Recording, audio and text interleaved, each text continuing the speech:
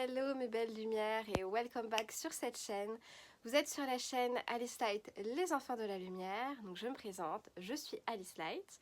Je suis l'enfant d'une mère que j'appelle le dévoreur d'âme pour des raisons énergétiques que j'aborderai avec vous plus tard et qui est en fait une maman narcissique, la fameuse perverse narcissique. Pervers narcissique étant le terme psychanalytique, le trouble de la personnalité narcissique, c'est autre chose. Donc je rappelle cette différence-là. Sur cette chaîne, j'aborde avec vous les difficultés que j'ai pu traverser en tant qu'enfant d'un parent maltraitant, tout simplement. Sachant que l'autre parent, mon père, donc, était un parent bienveillant, mais plutôt absent dans la relation. C'est-à-dire que je n'avais pas un père qui me défendait face à mon parent maltraitant, ni un père qui prenait sa place parce qu'il avait lui-même ses problématiques et ses traumatismes. Donc ça, c'est une chose. Je tiens à le souligner pour que vous compreniez la dynamique, on va dire, du système familial dans lequel j'ai grandi. Sur cette chaîne, je témoigne donc de ce que j'ai vécu étant enfant d'un parent, d'une mère narcissique.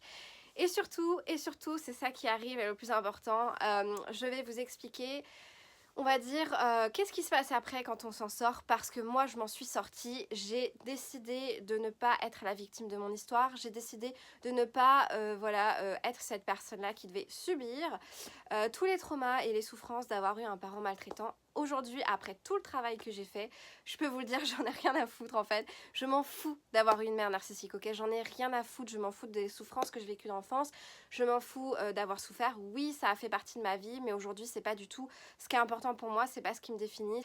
Et pour en être arrivée jusqu'à ce point-là, il a fallu que je fasse des thérapies, il a fallu que je me fasse accompagner. J'ai fait tout un tas de choses depuis 2 ans.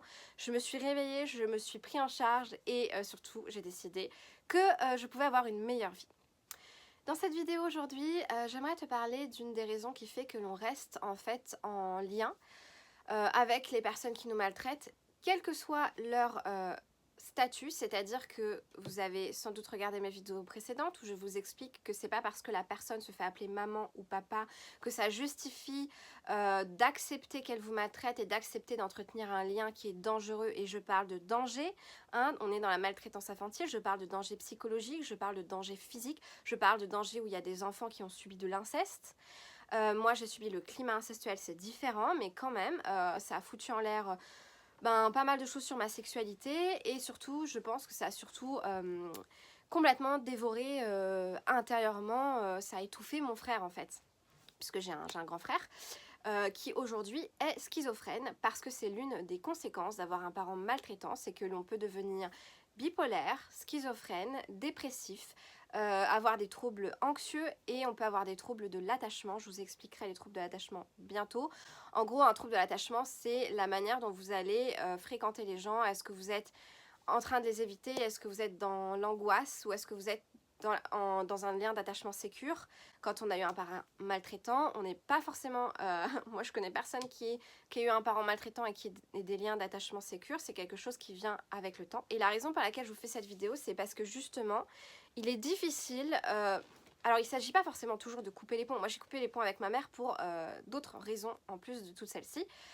Mais il s'agit de comprendre qu'est-ce qui fait aujourd'hui que vous n'arrivez pas à ne plus fréquenter des gens qui vous maltraitent, à dire stop à ces personnes-là, que vous êtes sur un schéma aujourd'hui où en fait il y a des gens qui vous entourent, qui prennent pas soin de vous, qui sont désagréables à votre égard, qui vous parlent mal, qui vous font des remarques qu'ils n'ont pas à faire, pour plein de raisons, parce que vous avez du mal à poser vos limites, parce qu'ils savent que vous ne posez pas vos limites et donc ils vont abuser de vous. Mais je m'adresse vraiment, c'est général, c'est au-delà du parent narcissique, c'est qu'est-ce qui fait que vous n'arrivez pas à quitter une relation qui n'est pas bonne pour vous, qui fait que vous restez en lien face à des gens qui vous font du mal physiquement, psychologiquement, sexuellement, etc. Je vais aborder sur cette vidéo avec vous, de la nommer, la peur de l'inconnu. La peur de l'inconnu, elle est extrêmement importante à comprendre, parce qu'elle est à l'origine du fait que pour certains d'entre vous, vous ne vous en sortiez pas. Pour d'autres, vous n'arrivez pas à comprendre que vous pouvez vivre sans vos traumas. Parce que quand je vois sous certaines de mes vidéos les commentaires « Oh bah moi j'ai fait de l'art-thérapie, j'ai encore mes traumas, mais c'est pas grave, je peux vivre avec. » D'accord, si tu as envie d'avoir des maladies, si tu as envie de continuer d'être dans un système, dans un programme inconscient où t'es crispé, t'es dans l'hypervigilance quand tu rencontres quelqu'un, ainsi soit-il. Mais moi je vous invite vraiment à réaliser, à conscientiser que oui, vous pouvez vivre sans souffrance, vous pouvez vivre sans vos traumas. Je sais, ça paraît complètement dingue, et désolée mais j'en suis la preuve en fait. oui, c'est possible. Et pourquoi aujourd'hui vous croyez que ça n'est pas possible? Bah, tout simplement parce qu'en fait, votre cerveau, il est là pour vous faire survivre. Qu'est-ce que ça veut dire? Ça veut dire que quand vous avez vécu des événements difficiles, notamment des événements traumatiques, des moments où vous avez été avec le pervers narcissique, où ça a été extrêmement violent, on va l'appeler le dévoreur d'âme, parce que c'est comme ça que je l'appelle. Et donc, votre cerveau, lui, vous avez vécu quelque chose de difficile, d'accord? On va dire que c'est dans ma main gauche. Ce que vous avez vécu de difficile, c'est là. Bah, pour votre cerveau, c'est plus facile de continuer à fonctionner dans un programme où vous allez vivre des choses difficiles dans vos prochaines relations, avec vos collègues, avec vos futurs amoureux, parce que ce programme que je tiens dans la main gauche, c'est le vôtre. Et ce programme, pour votre cerveau, il est connu. Votre cerveau, il le connaît, d'accord? Donc, qu'est-ce que ça veut dire? Ça veut dire que votre cerveau, il sait comment il doit réagir s'il y a quelque chose qui se passe mal. Ça veut dire que votre cerveau, il a déjà mis en place des systèmes de défense, des mécanismes de défense. En ce moment, je suis en train d'aborder avec vous les blessures de l'âme. Le rejet, l'abandon, la blessure d'humiliation, la trahison et l'injustice qui vont arriver sur ma chaîne, où je vais vous expliquer ce que moi j'ai traversé, comment je l'ai vécu émotionnellement. Et à chaque fois dans les vidéos, je vous parle d'un mécanisme de défense. Quand on a la blessure d'humiliation, le mécanisme de défense que Lise Bourbeau nous explique dans ses livres, qui est elle-même psychologue et qui a créé tout ça, elle explique que le mécanisme de défense, pour celui qui a la blessure de rejet, c'est la fuite.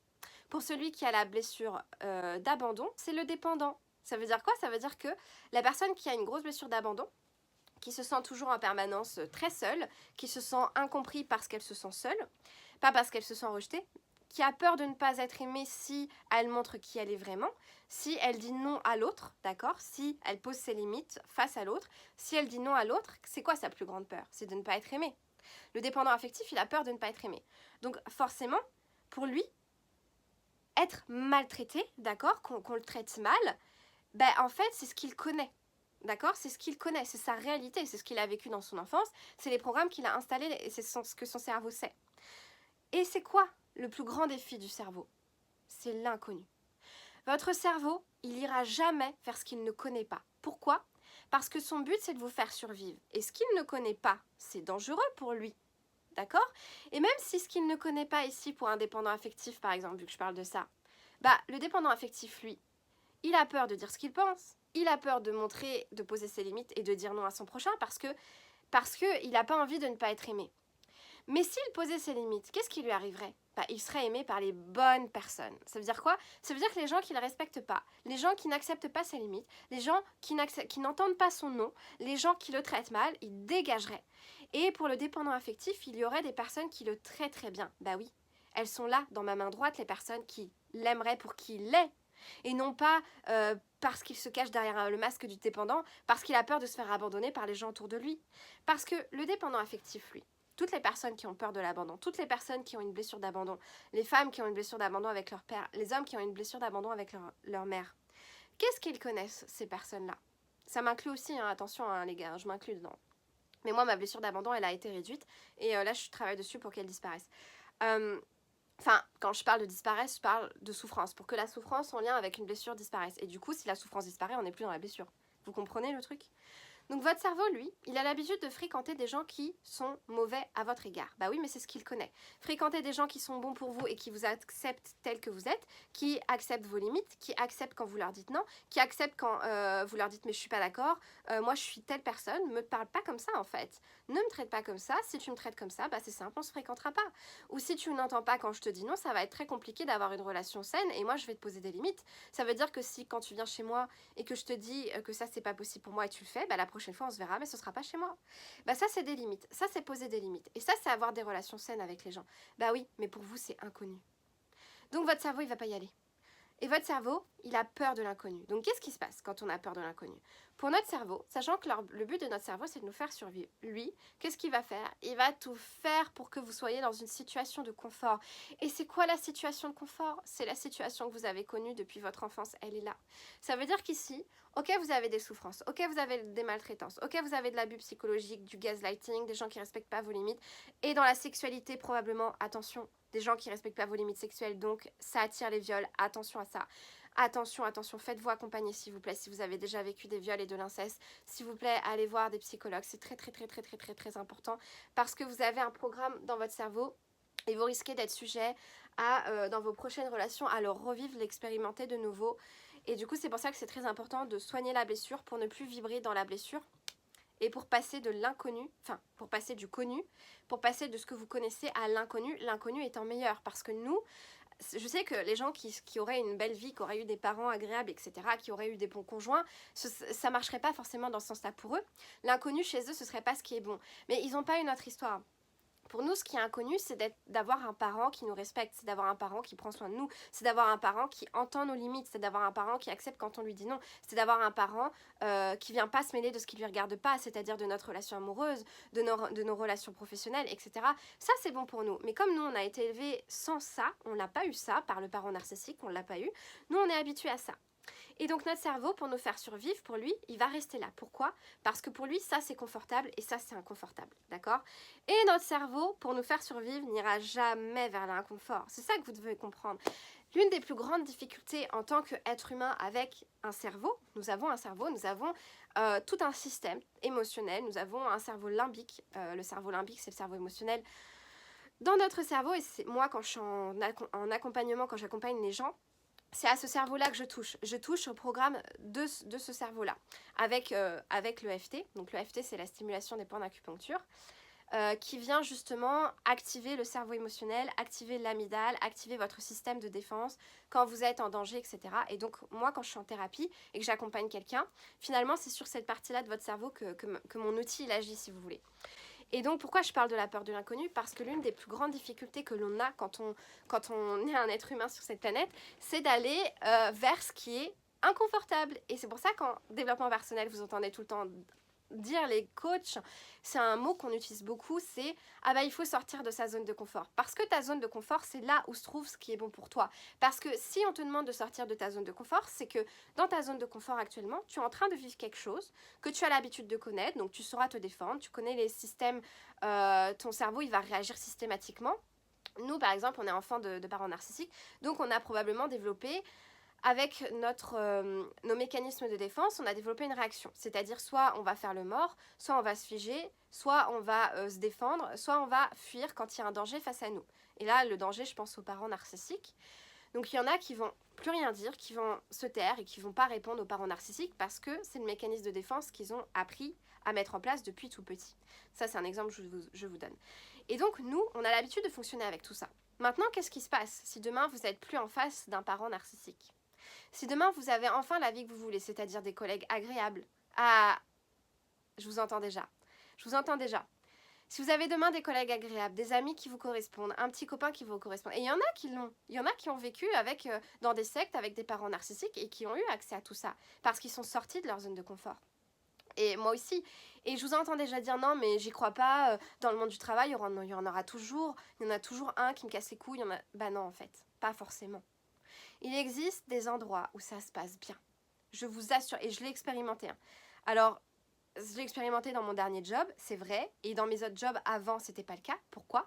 Parce que c'était le reflet de moi, de mon schéma inconscient, de mon cerveau, de ce que mon cerveau acceptait de conscientiser ou pas. Si ton cerveau ne croit pas que c'est possible, alors tu vas pas les rencontrer.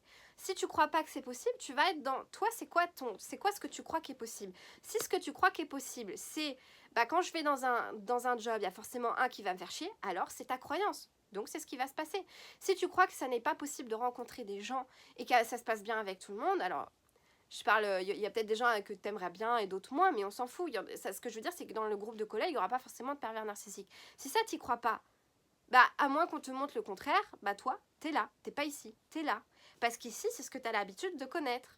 Et une fois de plus, on est dans la zone de confort. Parce que ton cerveau, dans ton cerveau, il y a des programmes, ok, il y a des schémas, il y a des croyances, qu'on appelle des croyances limitantes. Et ton cerveau n'a pas encore conscientisé que ce qui est impossible pour toi, en fait, ça existe. Ça existe, il y a même des gens qui l'expérimentent.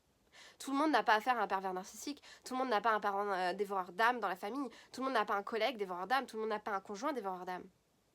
T'es d'accord avec moi? Toi, oui. Et là, qu'est-ce qui fait que les autres ne l'ont pas et toi, oui? Pose-toi cette question, parce que c'est là la clé. La clé, c'est toi. C'est pas le dévoreur d'âme. T'auras beau aller regarder tous les mécanismes, toutes les séries, toutes les séries, les chaînes YouTube que tu veux sur les mécanismes du dévoreur d'âme, ça c'est de l'abus émotionnel, ça c'est du gaslighting, ça c'est de la manipulation, ça c'est du chantage affectif, nanana, nanana.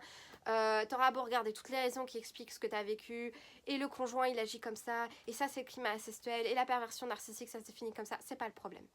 Tant que tu croiras que c'est ça qui va te sauver, eh ben t'es dans le caca. La solution, c'est qu'est-ce que tu mets en place aujourd'hui pour ne plus fréquenter ces gens-là et surtout pour avoir une vie qui te correspond, c'est-à-dire où tu n'es plus en souffrance, où tu n'es plus en trauma, où tu n'as plus de trauma, où tu n'es plus en lien avec cette personne qui t'a fait souffrir. Moi aujourd'hui, je peux vous le dire, je suis plus en lien avec cette personne qui m'a fait souffrir. Et d'ailleurs, si j'avais pas fait cette chaîne YouTube pour témoigner de la souffrance émotionnelle que l'on vit quand on est l'enfant d'un parent narcissique, parce qu'il faut que les gens se réveillent, il faut que les personnes qui ont un conjoint narcissique sachent que leurs enfants vont souffrir de cette histoire, qu'il y aura des conséquences sur eux, qu'il y aura des conséquences sur les petits-enfants, que quand on a eu un parent narcissique, on n'apprend pas à poser nos limites, on ne se sent pas écouté, on ne se sent pas respecté, on va avoir des blessures de l'âme extrêmement fortes et on risque de reproduire le schéma avec notre futur conjoint, on risque de subir des viols, on risque de subir de l'abus dans des entreprises et ça va très loin. Et c'est pour ça que je témoigne de tout ça parce que la clé derrière ce témoignage, c'est de vous dire que vous pouvez ne plus vivre ça et qu'aujourd'hui, ça c'est votre réalité connue. Oui, bah il existe une réalité. Alors je sais qu'il en existe une autre qui est inconnue pour certains d'entre vous. Pas mal d'entre vous sont déjà sur la route, puisque pas mal de mes abonnés, je sais, vous me l'avez dit, vous allez voir des thérapeutes, vous avez commencé des thérapies, certains ont même fait un énorme travail sur eux, il y en a qui souhaitent que je les accompagne, etc. Bon, en fait, tant que vous conscientiserez pas qu'il existe une autre réalité possible, celle où vous êtes heureux, celle où vous pensez même plus à votre parent narcissique ou votre conjoint narcissique, c'est que vous avez encore du travail à faire sur vous. Et je rappelle que le plus difficile, c'est vraiment, vous devez comprendre ça, on ne choisit pas que notre cerveau veuille nous faire survivre. On ne choisit pas le programme de défense que notre cerveau va nous faire adopter face au dévoreur d'âme. C'est-à-dire que, est-ce qu'on ne dit plus rien et on se fige, on ne dit plus rien? Est-ce qu'on se défend? Est-ce qu'on prend la fuite? On ne choisit pas ce programme-là.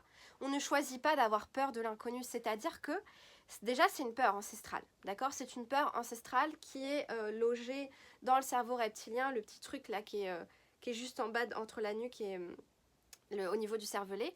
C'est une peur ancestrale que nos ancêtres avaient parce que ils étaient dans des situations où avoir peur de l'inconnu ça les sauvait, c'est-à-dire que ça pourrait leur éviter de manger une plante qui allait les tuer, leur éviter de se faire bouffer par un animal parce qu'ils allaient, je sais pas, ils allaient dans un chemin qui n'était pas le bon. Enfin, j'ai pas d'exemple, je suis pas un homme de Cro-Magnon, donc. Mais cette peur, elle est ancestrale, elle date de là, on la porte tous en nous. Et c'est aussi un système du cerveau qui est parce que votre cerveau, je le répète, il est là pour vous faire survivre. Donc, il va pas vous emmener vers l'inconfortable, il va pas vous emmener vers l'inconnu. Lui, ça, c'est pas son programme. Et donc, c'est pour ça que souvent, quand vous faites accompagner par des thérapeutes, quand vous faites accompagner par des coachs aussi, d'ailleurs, beaucoup dans le coaching, on retrouve ça. Moi, en libération émotionnelle, quand on déprogramme toutes les peurs que vous avez de prendre le chemin que vous voulez prendre, parce que ces peurs, elles sont liées à des expériences que vous avez eues dans le passé, qui vous ont fait croire que, et ben vous vous rendez compte, ah ben non, mais en fait, pourquoi, quand vous sortez de la thérapie ou du coaching, vous vous dites, mais en fait, pourquoi j'avais peur de ça? C'est ridicule, je veux dire, cette peur, elle est même pas vraie, c'est-à-dire que ça n'a absolument aucun sens d'avoir peur de ça, alors qu'en fait, le plus dur à vivre pour moi, c'était ça. Mais oui, mais votre cerveau, le plus dur, ce que vous avez vécu qui était le plus dur, parce que le plus dur que vous l'avez vécu, il est là dans la main gauche, je le répète. Ça, c'est votre enfance, c'est votre adolescence, c'est les maltraitances que vous avez eues avec vos parents, vos conjoints, les gens que vous avez rencontrés au travail, etc., etc. Oui, mais ça, c'est connu. Votre cerveau, il sait comment réagir, il connaît le truc par cœur, lui. Ça, c'est connu. Quand ça disparaît, votre cerveau, il ne sait pas ce qui vous attend. Il ne sait pas ce qui se passe parce qu'il n'a pas imaginé. Il n'a pas conscientisé comment ça se passerait si ça se passait au top. Si demain, tu prends un nouveau travail, si demain, tu changes de job et tes collègues sont super, ça se passe au top, ça se passe comment? Est-ce que vous êtes déjà posé cette question? Si moi, demain, je suis thérapeute et j'ai plein de clients, ça se passe au top, ça se passe comment? C'est des questions qu'on ne se pose pas. Pourquoi? Parce que c'est plus facile d'aller vers la peur que d'aller vers waouh, mais attends, demain j'ai plein de clients, mais attends, mais c'est génial. J'ai pas à me soucier, de ne pas gagner assez d'argent, j'ai pas à soucier de pas pouvoir payer mes factures, je peux payer mon loyer, je peux faire ci. S'il y a un client qui me respecte pas, je l'accompagne pas en fait. Pourquoi est-ce que je me prendrais la tête à avoir peur d'un client parce qu'il serait désagréable sous prétexte que avant j'ai déjà vécu ça avec ma mère, avec d'autres collègues? Ben non, aujourd'hui, je réponds plus à mon programme du passé, je réponds à un nouveau programme que j'ai mis en place dans le présent, duquel je me sers, et s'il y a quelqu'un qui me manque de respect, s'il y a quelqu'un qui est un petit dévoreur d'âme, il dégage. Parce que c'est moi qui choisis en fait, parce que c'est ma vie. Et en fait, ça, c'est quelque chose qu'on peut mettre en place que parce qu'on a fait un énorme travail sur soi, parce qu'on arrête de regarder à travers nos blessures, parce qu'on va soigner nos blessures, parce qu'on arrête de croire que ce qui est bon pour nous n'existe pas. Donc les personnes qui ont une grosse blessure d'abandon avec une grosse dépendance affective parce qu'il faut absolument plaire à l'autre, allez soigner ce, dégagez-moi ce, il faut plaire à l'autre, dégagez-moi ça va vraiment vous aider à avoir des meilleures relations et à être non plus dans la peur de ne pas être aimé, mais à être dans l'accueil de vous. Ça va faire que vous allez aussi, il y a des gens autour de vous qui vont arriver, qui vont être capables de vous accueillir tel que vous êtes, et donc on est dans l'amour, on n'est plus dans la peur. Voilà mes belles lumières, j'espère que cette vidéo vous aura aidé. On n'arrive pas à avoir des bons liens à l'autre, on n'arrive pas à entretenir des meilleures relations, on n'arrive pas à sortir d'une histoire qui ne nous convient pas pour aller vers une histoire qui nous convient. Eh bien, ce sont toutes ces raisons qui sont de l'ordre du cerveau, de l'ordre de l'émotionnel, de l'ordre des programmes inconscients. Donc voilà, j'ai pas été formée en PNL pour rien. J'essaye de vous transmettre tout ce qui m'a permis moi de mieux comprendre en fait pourquoi ça ne fonctionnait pas avant. Donc voilà, moi la PNL, parce que tout ce que je vous ai dit c'est de l'ordre des neurosciences, c'est de l'ordre de la programmation neurolinguistique. Moi me former dans tout ça, ça m'a vraiment, waouh, c'est simple, moi ce qui a changé ma vie c'est la PNL, je vous en reparlerai je pense. Je ne dis pas qu'il faut aller faire la PNL comme thérapie et pour sortir de là, pas du tout. Mais moi c'est ce qui a fait que ma vie elle s'est transformée. C'est grâce à ça, donc tout ce que je vous ai donné là comme information, ce sont tout simplement des études qui ont été faites, ce sont des informations issues de mes formations, enfin voilà. Donc, soyez là dimanche parce que je vais vous mettre en ligne une vidéo où je me suis filmée en direct en train de faire une séance de libération sur une de mes abonnées qui a bien voulu partager ça avec vous. Donc n'hésitez pas à venir dimanche, ça peut vous libérer aussi. Ce sera sur la peur de ne pas pouvoir s'exprimer librement parce qu'il y a maman derrière qui se mêle de ce qui ne lui regarde pas. Ce sera sur la peur de ne pas pouvoir s'incarner pleinement dans son travail, de ne pas pouvoir s'exprimer parce que la maman narcissique, elle met son œil là où il ne faut pas et elle nous empêche d'être nous-mêmes. Donc je pense que ça pourrait vous intéresser. Je vous dis à bientôt dans une prochaine vidéo. Prenez soin de vous et plein de bisous, moustachus d'amour et de lumière.